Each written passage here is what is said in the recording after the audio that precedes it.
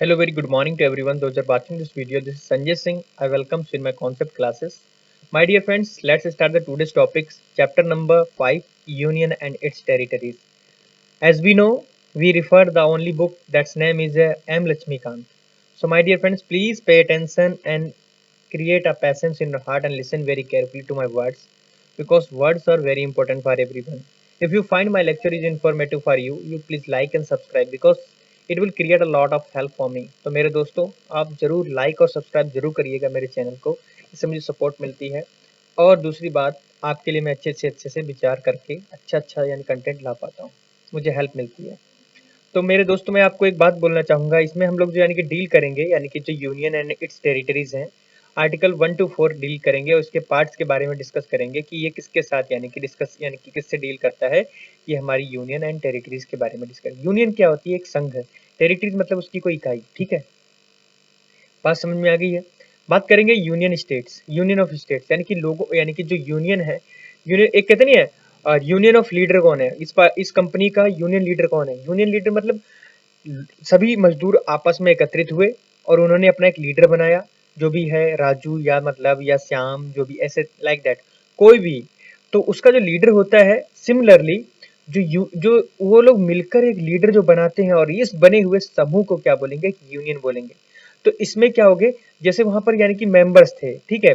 अब यहाँ पर क्या हो रहा है, यहाँ पर मेंबर ना होकर यहाँ पर यानी कि सारे state as a work like as a member. तो यहाँ पर जितने भी यानी कि स्टेट हैं, जैसे मैं बात करूँ UP, Delhi, Madhya Pradesh, Andhra Pradesh, Telangana, Hyderabad, like that जो 28 स्टेट हैं हमारे, वो सभी मिलकर एक यूनियन बनाते हैं। ठीक है, इन सभी के समूह को क्या बोलते हैं? यूनियन। ठीक है, और उनमें से किसी पर्टिकुलर मेंबर को क्या बोलेंगे? स्टेट। ठीक है, तो आर्टिकल 1 जो है वो डिस्क्राइब करता है कि India that is Bharat, Bharat यानी कि जो इंडिया है वो भारत, वो यानी कि इंडिया ही भारत है। ठीक है, ये बोलता है as a union of state. वो क्या है जो हमारे यानी कि क्या है, क्या बोलूं मैं, हिंदी में थोड़ा दिक्कत करता है ना, तो इसको क्या बोलूं मैं, या ये सभी राज्यों का यानी कि संघ है या सभी राज्यों का समूह है, रेदर देन फेडरेशन। फेडरेशन का एक्चुअल में मीन होता है संघ, मतलब उसमें क्या होता है कि आप कोई स्टेट निकलना चाहे निकल सकता है, कोई स्टेट आना चाहे तो मिल सकता है, लेकिन यूनियन में ऐसा होता है अगर आप एक बार घुस गए तो निकल नहीं सकते। इसीलिए हमारे जो कॉन्स्टिट्यूशन मेकर्स थे उन्होंने इस टर्म्स को हटाकर उसकी जगह यूनियन को यूज किया। क्यों? उसका मतलब ये था अगर आप इसके अंदर आ गए तो जा नहीं सकते। जैसे अब जम्मू एंड कश्मीर आ गया, अब कभी जा ही नहीं सकता। ठीक है, okay. This provisions deals with two things. ये जो प्रोविजन है दो चीजों के साथ यानी कि डील करता है। पहला यानी कि कंट्री के नाम के साथ, दूसरा यानी कि उसकी पॉलिटी यानी कि यहाँ की राजनीतिक यानी व्यवस्था जो है, राजतंत्र जो है किस प्रकार का है। ठीक है, और उस दूसरे बात ये है, इसमें कोई भी यानी कि एनिमिटी नहीं है। किसके लिए? कॉन्स्टिट्यूंट असेंबली के लिए। किसके नेम पर? यानी कि नेम ऑफ द कंट्री। ऐसा हुआ कि यानी कि कुछ मेंबर्स थे उस वक्त के समय के, उन्होंने कहा कि हमें भारत को नाम ही भारत यानी कि भारत को भारत ही रखना है। और कुछ जो एडवोकेट मतलब पढ़े लिखे ज्यादा लोग थे, उन्होंने कहा कि नहीं, हम इंडिया नाम रखेंगे। इंडिया अंग्रेजों ने नाम दिया था जब यानी कॉन्स्टिट्यूशन बनने से पहले। अंग्रेज जो यानी कि 250 साल हम पर राज किए। भारत हमारा प्राचीन नाम था, तो जो यानी कि पुराने लोग थे वो कह रहे थे कि नहीं, हम भारत रखेंगे। और जो पढ़े लिखे लोग ज्यादा थे, जो बाहर से पढ़ के आए थे, वो चाह रहे थे कि हम इंडिया नाम रखें। तो इन दोनों को संतुष्ट करने के लिए एक टर्म रखी गई, इंडिया डेट इज भारत। उसको यानी कि मिक्स ऑफ बोथ यानी कि दोनों का मिक्स अडॉप्ट किया गया। ठीक है, कि नहीं कोई बात नहीं, तुम्हारी भी बात रखी जाएगी, तुम्हारी भी बात रखी जाएगी, चलो कोई बात नहीं है भैया। कुल मिला के आप कुर्सी पे बैठने वाले इंडिया बोलो और जो जमीन से बैठ लगे हुए हैं वो भारत बोलो। मेरा कहने का मतलब मतभेद पैदा नहीं करना है। कुल मिला के मैं आपको एक अंडरस्टैंडिंग दे रहा हूँ, जो मतलब पढ़े लिखे लोग हैं वो इंडिया बोले, और जो मतलब यानी कि जो फक्कड़ देसी लोग हैं वो क्या बोलेंगे? भारत। ठीक है, सो सेकेंडली क्या हुआ, जो कंट्री उसको डिस्क्राइब किया गया यूनियन रेदर देन क्या? फेडरेशन। क्यों? क्योंकि अगर बाबा साहेब अंबेडकर के द्वारा अगर देखा जाए तो एक फ्रेज है यूनियन ऑफ स्टेट, वो यानी कि प्रेफर्ड की जाती है टू यानी कि फेडरेशन ऑफ स्टेट। इसमें दो रीजन है। क्या रीजन है? पहला क्या है? वन क्या है, कहता है कि Indian federation is not a result of the agreement among the states like the American federation. वो कहता है कि हाँ, हम फेडरेशन को मान के चलते हैं, लेकिन हम लिखते क्या है? Union of state. क्यों लिखते हैं? क्योंकि अमेरिका में क्या है कि 50 राज्य हैं और वो जब चाहे निकल सकते हैं। उसके बीच में एक एग्रीमेंट है कि आप मिलके तो हमारे यानी कि इस यूनियन गवर्नमेंट को बना रहे हैं, लेकिन कभी चाहें तो आप निकल सकते हैं। लेकिन इंडिया के अंदर ऐसा भी कोई भी यानी कि एग्रीमेंट साइन नहीं किया गया। अगर आप एक बार जुड़ गए तो ये रहेंगे, ठीक है। तो स्टेट हैव नो राइट, उनके पास कोई भी राइट नहीं है कि वो सीड कर पाए फ्रॉम द फेडरेशन, यानी कि जो हमारा फेडरेशन है उसे सीड नहीं कर पाएगा। इसीलिए ये फेडरेशन एक एक्चुअल में फेडरेशन ना होकर क्वाजाई फेडरल हो रहा है। इसके कारण ही हमने फेडरेशन को ना यूज कर यूनियन को यूज किया, ठीक है, union of the state. My dear friends, बात बिल्कुल दिमाग में घुस गई होगी, मैं बहुत डिटेल में समझाया हूं इस सब्जेक्ट को, इस टॉपिक को, तो समझ गए होंगे आप। और ये भी बोला गया कि जो फेडरेशन है इज एन यूनियन, वो क्या है, यूनियन जो क्या है, इनडिस्ट्रक्टिबल, मतलब उसे तोड़ा नहीं जा सकता, ठीक है। और दूसरी बात क्या बोलता है, the country is an integral whole and divided into different state. कहने का मतलब जो कंट्री उसको यानी कि इंटीग्रल है, मतलब एक से एक कड़ी जुड़कर, जैसे एक जंजीर होती है, जंजीर में इस कड़ी में ये कड़ी, इस कड़ी में ये कड़ी, इस कड़ी में ये कड़ी, तो इस तरीके से मिलकर बना होता है। सिमिलरली हमारा जो कंट्री इंटीग्रेटेड है, ठीक है, जिसको यानी कि बहुत सारे स्टेट्स में डिवाइड किया गया है उसकी कन्वीनियंस के अकॉर्डिंग। क्यों? क्योंकि उसमें एडमिनिस्ट्रेशन चलाने में सजगता रहे। अगर खाली सेंट्रल गवर्नमेंट ही रखी जाती तो हर जगह सेंट्रल गवर्नमेंट अच्छी तरीके से वर्क ना कर पाती, इसलिए उन्होंने कहा कि स्टेट गवर्नमेंट बनाया। स्टेट गवर्नमेंट ने सोचा कि मैं हर जगह ना पहुंच पाऊं, इससे अच्छा उसने कहा पंचायती राज बनाना। तो मतलब त्रिस्तरीय गवर्नमेंट लाने का यही मतलब थे, यानी कि सेल्फ गवर्नमेंट, रूरल गवर्नमेंट, यानी कि जो रखा गया। अगर बात करें, एक मिनट, अगर आर्टिकल 1 के अकॉर्डिंग चले तो जो टेरिटरी ऑफ इंडिया है उनको क्लासिफाइड किया गया 3 कैटेगरीज में। पहला क्या है, territory of state, union territories and यानी कि टेरिटरी जो कभी भी भारत गवर्नमेंट यानी कि भारत सरकार के द्वारा अक्वायर्ड की जाएगी, ठीक है। 3 टाइप की टेरिटरी होती हैं। तो टेरिटरी ऑफ स्टेट मतलब जो, जैसे मैं स्टेट की बात करूं, जैसे उत्तर प्रदेश, मध्य प्रदेश, ठीक है, तेलंगाना, ठीक है, ये सारे। यूनियन टेरिटरीज की बात करूं, दादरा नगर हवेली, पौंडीचेरी, पुदुचेरी एंड अंडमान निकोबार, ठीक है, दमन दीव, आई थिंक गोवा नहीं, दिल्ली, ठीक है, चंडीगढ़, ठीक है, ये सभी, और जे&के, लद्दाख। तो ये सभी क्या है, यूनियन टेरिटरीज हैं।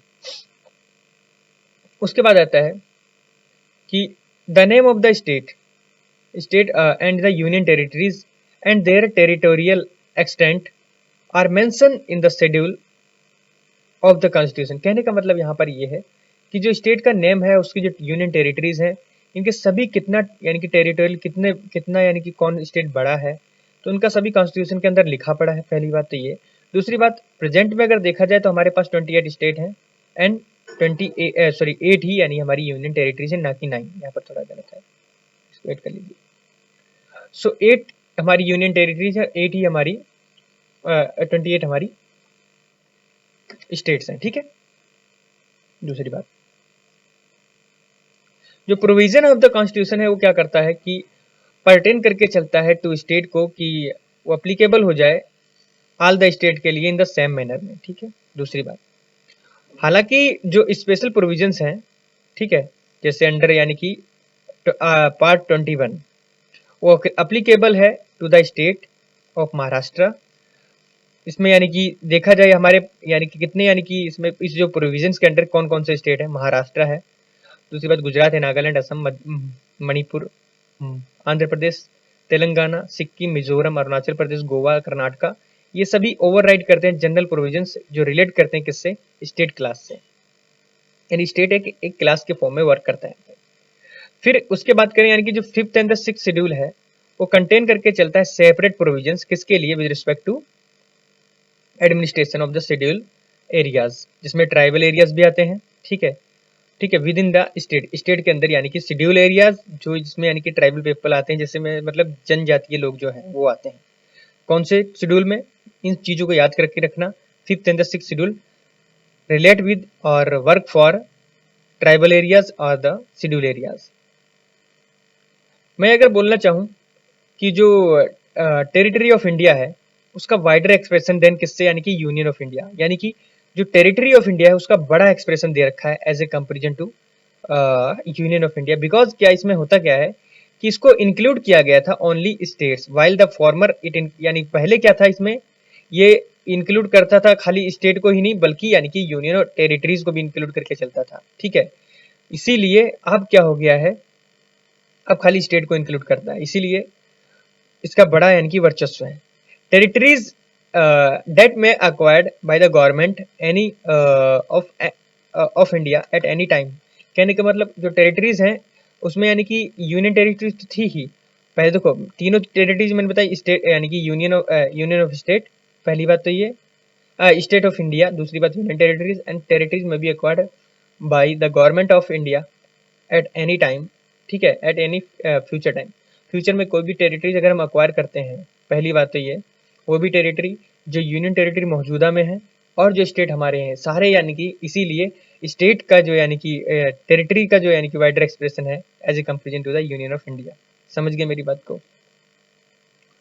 जो स्टेट है वो यानी मेंबर है किसका, हमारे यानी कि फेडरल सिस्टम का, ठीक है, और वो शेयर करता है अपना डिस्ट्रीब्यूशन पावर विद किसके साथ, सेंटर के साथ। कि जैसे जैसे यानी कि वन को चलाने के लिए, शिक्षा को चलाने के लिए हमारा यानी कि स्टेट जो है से यानी कि स्टेट सेंटर के साथ यानी कि कोऑपरेट करके चलता है और उसको बनाए रखने में मदद करता है।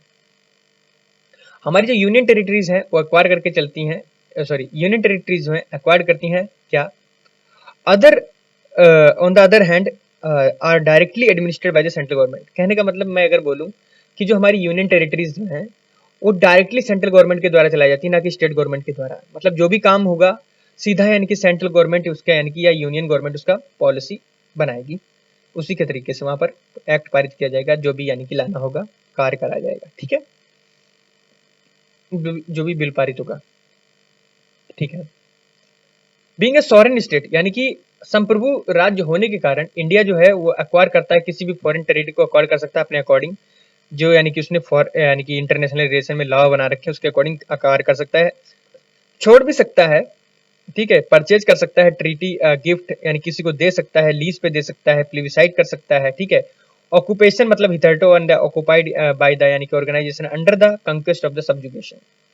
फॉर एग्जांपल अगर मैं बात करूं जो इंडिया था उसने एक्वायर किया सेवरल फॉरेन टेरिटरीज, जैसे अगर दादरा एंड नगर हवेली बात करें, ठीक है, गोवा दमन दीव, ये सभी यानी कि ली गई हैं, ठीक है, पोर्चुगीज से, ठीक है, और कुछ यानी कि अदर से, पोंडिचेरी एंड सिक्किम, ये सभी हमने यानी कि क्या की हैं, हमने एक्वायर की हैं on the commencement of the constitution, constitution के कमेंसमेंट के अकॉर्डिंग, ठीक है। अब बाद में ये जब अंदर आ गई तो अब निकल नहीं सकती क्योंकि यूनियन ऑफ स्टेट में आ गई है, अब नहीं जा सकती है।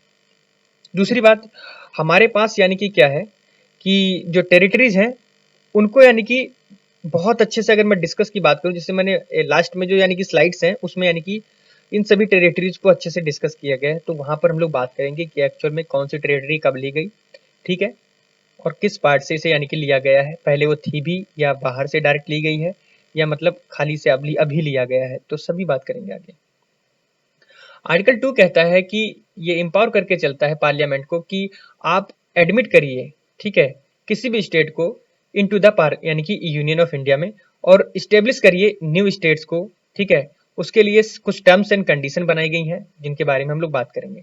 तो आर्टिकल 2 ये बोलता है कि परमिशन देता है कि टू पावर्स, पार्लियामेंट पावर को दो पावर देता है, ठीक है, पार्लियामेंट को दो पावर देता है, क्या देता है कि पावर टू एडमिट, यानी कि आप क्या कर सकते हैं, किसी भी स्टेट को एडमिट कर सकते हैं, किसमें, यूनियन ऑफ यानी कि इंडिया में और न्यू स्टेट्स में। दूसरी बात power to establish new state, आपके पास अधिकार है कि आप नए स्टेट बना सकते हैं। आप कैसे बनेंगे नए स्टेट्स वो देख लीजिए। कहता है कि आप रिफर करिए, पहला जो यानी कि ये जो पहला पॉइंट है ए पार्ट, वो रिफर करता है क्या, स्टेट जो है ऑलरेडी यानी कि है, ठीक है, उसमें क्या करना है existent, and while the second क्या करता है कि establishment of the new state, यानी कि नया स्टेट बना सकते हैं जो यानी कि एग्जिस्टेंस में नहीं है। मतलब पहला क्या बोल रहा है कि एग्जिस्टेंस में है लेकिन उसे क्या करना है, आपको यूनियन में मिलाना है, ठीक है। दूसरा क्या है, नहीं है उसका यानी कि आप एग्जिस्टेंस में लाइए, दो चीजें बोल रहा है। एग्जिस्टेंस का मतलब यानी कि पहले से था नहीं आपके पास, अब हो गया तो उसका मतलब बोल दे अब एग्जिस्ट कर रहा है, था ही नहीं तो मतलब है ही नहीं, मतलब एग्जिस्ट नहीं कर रहा है, ठीक है। आर्टिकल 2 ये बोलता है कि रिलेट करता है एडमिशन को और the establishment of the new state को, यानी कि ये बोलता है कि आप स्टेट को यानी कि एडमिशन दे सकते हैं, मतलब ले सकते हैं अपनी यूनियन में। दूसरी बात नए स्टेट को स्टेब्लिश कर सकते हैं, ठीक है, और जो किस स्टेट को यानी कि नए स्टेब्लिश कर सकते हैं जो पार्ट नहीं है इंडिया का, ठीक है, पहले पार्ट नहीं रहा, जैसे जैसे दादरा एंड नगर हवेली कोई समय पर हमारा पार्ट नहीं था लेकिन हमने ले लिया, ठीक है। आर्टिकल 3 ये बोलता है कि ऑन द अदर हैंड वो रिलेट करके चलता है फॉर्मेशन जो चेंज करता है existing state of the union of India. कहने का मतलब यहाँ पर ये है कि क्या करता है, जैसे मान लो उत्तर प्रदेश था पूरा, जिसे यानी कि यूनाइटेड प्रोविंसेस के नाम से जाना जाता था। फिर बाद में क्या हुआ, उसमें से उत्तराखंड को निकाल दिया गया। जब उत्तराखंड को निकाल दिया गया तो उसके बाद में जो नाम पड़े, इसका नाम रख दिया उत्तरांचल या उत्तराखंड, और इसका नाम रख दिया क्या, उत्तर प्रदेश। यूनाइटेड प्रोविंसेस से 2 स्टेट निकले, तो उसके बारे में आर्टिकल 3 बात करता है। मतलब एग्जिस्टिंग स्टेट को चेंज करके 2 स्टेट या मतलब 3 स्टेट एज ए कन्वीनियंस, मतलब जैसे भी यानी कि लगे कि हाँ ये बेहतर रहेगा तो वो कर सकते हैं आप, ऐसा बोला गया कॉन्स्टिट्यूशन में। दूसरी बात, आर्टिकल जो 3 है वो यानी कि वो डील करता है किसके साथ, इंटरनल रीएडजस्टमेंट एंड इंटर से territories, constituent states and the union of India. अब बात आ रही है यहाँ पर है किसकी, कि पार्लियामेंट के पास क्या क्या पावर है टू रीऑर्गेनाइज, किसी भी स्टेट को रीऑर्गेनाइज करने के लिए, ठीक है, ऑफ द स्टेट्स। तो यहां पर मैं अगर बात करूं मतलब पार्लियामेंट के पास क्या पावर है किसी स्टेट को रीऑर्गेनाइज करने के लिए, तो आर्टिकल 3 ये बोलता है उसके पास अथॉरिटी है पार्लियामेंट को कहने के लिए क्या, कि फॉर्म ए न्यू स्टेट, आप नए स्टेट को यानी कि फॉर्म कर सकते हैं, separation of territory from any state और bye uniting 2 or more states, parts of the states, uniting the territories to the parts of the any state। कहने का मतलब यहाँ पर ये है, सिंपल शब्दों में अगर बोलना चाहूं, मैंने पढ़कर तो सुना दिया, आप चाहे किसी भी स्टेट को तोड़कर 2 से 3 स्टेट बना सकते हैं, या 2 से 3 स्टेट को एक स्टेट में कन्वर्ट कर सकते हैं, ऐसा इसने बोला आर्टिकल 3 ने। बी पार्ट ये बोलता है कि आप किसी स्टेट का एरिया इंक्रीज कर सकते हैं, किसी का एरिया कम कर सकते हैं, उसकी बाउंड्री को अल्टर कर सकते हैं, मतलब उसको कम ज्यादा कर सकते हैं, मतलब कहां से किसकी बाउंड्री रखनी है, ठीक है, उसके नाम में कोई ना कोई अल्टरेशन कर सकते हैं, मतलब दखलंदाजी कर सकता है, आर्टिकल 3 ये बोलता है। फिर ठीक है, ये भी बात होगी।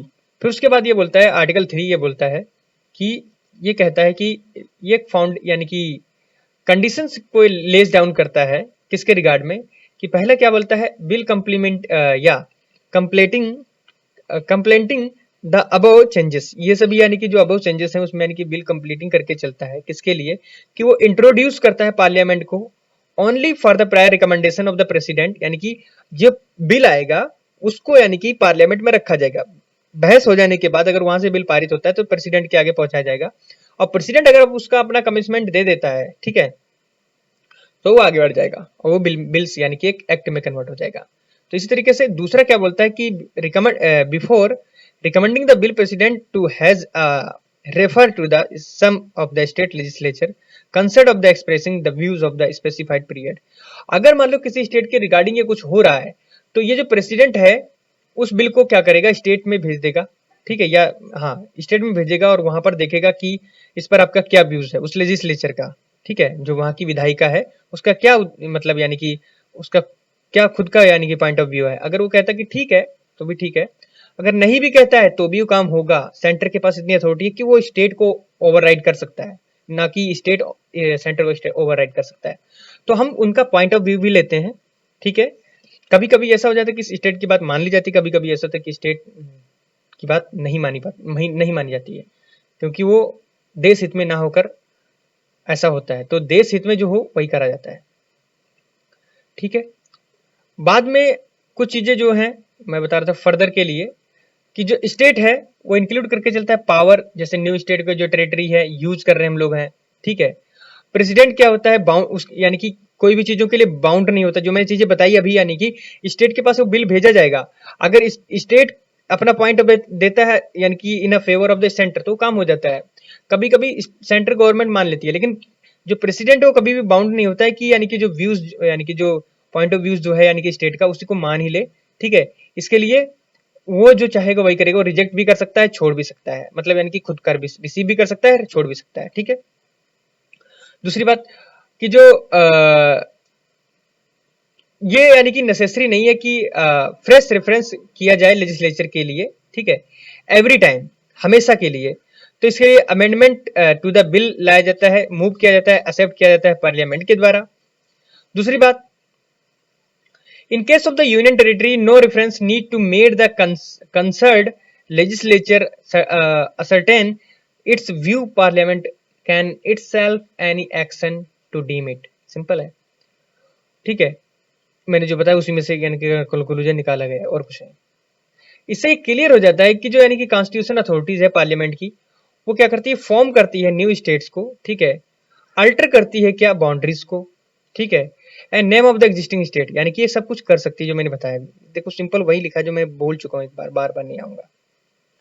यूएसए में क्या होता है, इन यूएसए में ऑन द अदर हैंड अगर देखा जाए तो टेरिटरी इंटीग्रिटी जो है और continued existence of the state guaranteed by the constitution, मतलब उसमें इस यूनियन जो है, मतलब वहां की जो सेंट्रल गवर्नमेंट है यूएसए की, वो दखल अंदाजी नहीं कर सकती स्टेट के अल्टरेशन में, जो है वही रहेगा। अमेरिकन फेडरल गवर्नमेंट जो है can not form new state, America की जो गवर्नमेंट है वो कभी भी नया स्टेट फॉर्म नहीं कर सकती है, और ना ही उसकी बाउंड्रीज या बॉर्डर्स में अल्टर कर सकती है without the consent of the state, यानी कि बिना स्टेट की सहमति से। Okay, that is why USA is described as a indestructible union of the indestructible state. कहने का मतलब जिस यानी कि स्टेट, इसीलिए यूएसए को क्या डिस्क्राइब किया गया है कि वो एक यानी कि ऐसा संघ है जिसमें स्टेट को भी यानी कि डिस्ट्रिक्टेबल नहीं किया जा सकता, ना ही सॉरी सेंटर को डिस्ट्रिक्टेबल किया जा सकता है, लेकिन स्टेट को इनडिस्ट्रिक्टेबल नहीं किया जा सकता, ठीक है। मोर ओवर जो यानी कि कॉन्स्टिट्यूशन है वो अपने आप को यानी कि आर्टिकल 4 के अकॉर्डिंग अगर देखा जाए तो डिक्लेयर करता है कि laws made the for the admission और the establishment of the new state, ठीक है।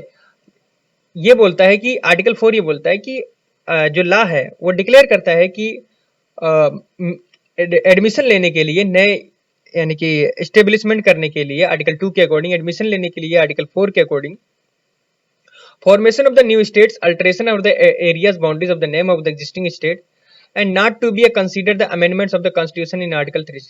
अगर ऐसा कुछ मालूम पड़ता है कि अनहोनी है तो उसको यानी कि आर्टिकल 368 में उसे अमेंडमेंट के थ्रू नहीं रखा जाएगा, ठीक है। तो ये आर्टिकल जो थे इनको यानी कि डिटेल में पढ़ लेना, 1 2 3 4 तीन आर्टिकल्स हैं, इसमें तीन आर्टिकल के बारे में बार बार डिस्कस किया जाएगा।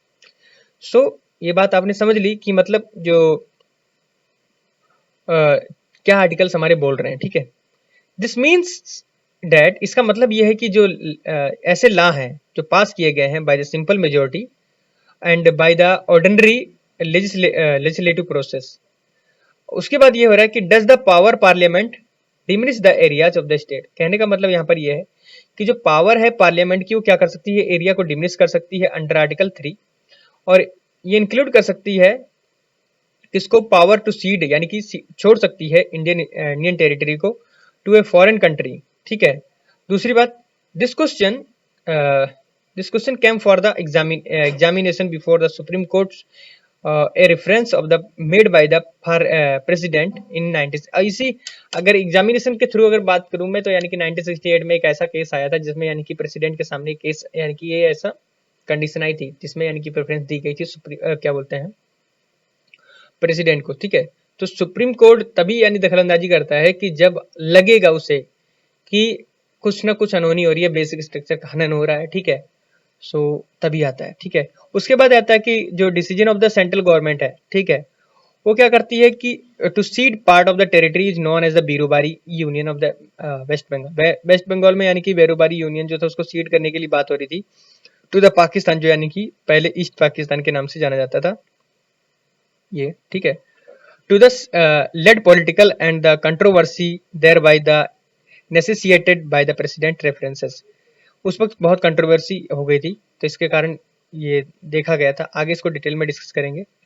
तो सुप्रीम कोर्ट जो था उसने पावर ली अपने हाथों में और बोला पार्लियामेंट को कि डिमिनिश कर सकते हो एरिया, ठीक है, एरिया जो है उसे डिमिनिश कर सकते हो, does not cover the cession of the Indian territory to a foreign country, यानी कि आप टेरिटरीज जो है उसको यानी कि क्या कर सकते हो, जो देश हित में हो वही काम करना है आपको। अब इस तरीके से यानी कि आप जो चाहे वो नहीं कर सकते, किसको क्या देना है किसको क्या लेना है ये नहीं कर सकते, ठीक है। Hence the Indian territory can be seeded, उसको यानी कि दिया जा सकता है फॉरेन स्टेट को only when amending the constitution of the, यानी कि अगर किसी को टेरिटरीज दे रहे हैं तो उसको कॉन्स्टिट्यूशन का जो आर्टिकल 368 है उसके अंदर यानी कि उसे अमेंड किया जाएगा और फिर उसे पार्लियामेंट में बहस होने के बाद ही यानी कि दिया जाएगा। ऐसे तुम चाहो कुछ भी ऐसे नहीं होगा। तो उसके बाद में क्या हुआ कि 9th जो कॉन्स्टिट्यूशनल अमेंडमेंट था 1960 का, वाज उसे इनेक्ट किया गया और ट्रांसफर किया गया सेट टेरिटरीज टू पाकिस्तान। जो कही गई थी उन टेरिटरीज को उनको ट्रांसफर किया गया। ऑन द अदर हैंड ये भी देखा गया कि जो सुप्रीम कोर्ट है 1969 में वो रूल कर रहा था कि यानी कि settlement of the boundary dispute between the India and the other countries does not acquire the constitutional amendments. उसको यानी कि कॉन्स्टिट्यूशनल का अमेंडमेंट की जरूरत नहीं है, ऐसा भी बोला गया। यानी कि उसमें कुछ ऐसी यानी कि डिस्प्यूटेड टेरिटरीज थी जिसमें कॉन्स्टिट्यूशनल की जरूरत अमेंडमेंट की जरूरत ही नहीं थी, मतलब अमेंडमेंट करने के बाद भी नहीं दे सकते। ठीक है, it can be done executive action, ये यानी कि किया जा सकता है खाली किसके द्वारा, एग्जीक्यूटिव एक्शन के द्वारा। दूसरी बात, it does not involve the cession of the Indian territory to a foreign country, यानी कि इंडियन टेरिटरी का जो सेशन है उसको यानी कि इंक्लूड ही नहीं करता किसके अंदर, फॉरेन टेरिटरी फॉरेन कंट्री के अंदर। सो माय डियर फ्रेंड्स, कुछ लास्ट की स्लाइड मैं अच्छे से नहीं पढ़ा पाया क्योंकि इस स्टेटमेंट को कंप्लीट करने के लिए 2 स्लाइड जो बिना पढ़ी हुई थी इनको मैं लेके आया, सो मुझे क्षमा करना। ठीक है, दूसरी बात यह है कि शुरुआत की लेक्चर बहुत अच्छा रहा, तो आप कोशिश करिएगा अच्छे से अपना समय अपनी बुक के साथ दीजिए और लेक्चर को दोबारा जरूर देखिएगा। देखने के बाद बहुत चीज़ें क्लियर हो जाएंगी। तो thank you for watching this video. जय हिंद।